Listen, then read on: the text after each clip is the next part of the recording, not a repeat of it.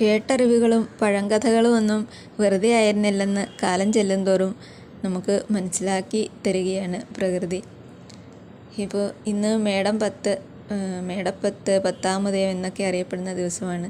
സൂര്യൻ വളരെയേറെ പ്രഭയോടെ നിൽക്കേണ്ട ഒരു ദിനം.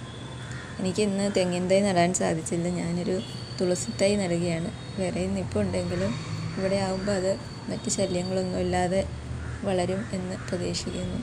തുളസി നമുക്ക് എന്തിനും ആവശ്യമുള്ളതാണല്ലോ. ഒരു വിഷഹാരിയായിട്ടും അല്ലാതെയും നമുക്ക് ഭഗവാന് ചാർത്താനും ഒക്കെ തുളസി ആവശ്യമാണല്ലോ. അതുകൊണ്ട് തുളസി തന്നെ ഇന്ന് നടാമെന്ന് കരുതി. പിന്നെ ഇതുവരെയും സൂര്യനൊന്നും എത്തിയിട്ടില്ല എന്ന് ഞാൻ വിചാരിച്ച് വന്നപ്പോൾ അവിടെ നിന്ന് ഞാനിവിടെ ഉണ്ട് എന്ന് പറഞ്ഞ് നോക്കി. വീണ്ടും ചെന്നപ്പോൾ അവിടെ നിന്നത് മറഞ്ഞു. കാരണം ഇന്നലെയും ഇവിടെ നല്ല മഴയായിരുന്നു. എന്നാൽ അതിനനുസരിച്ച് അതിനേക്കാൾ കൂടുതൽ ചൂടും. എല്ലാവർക്കും നല്ലൊരു ദിനം ആശംസിക്കും.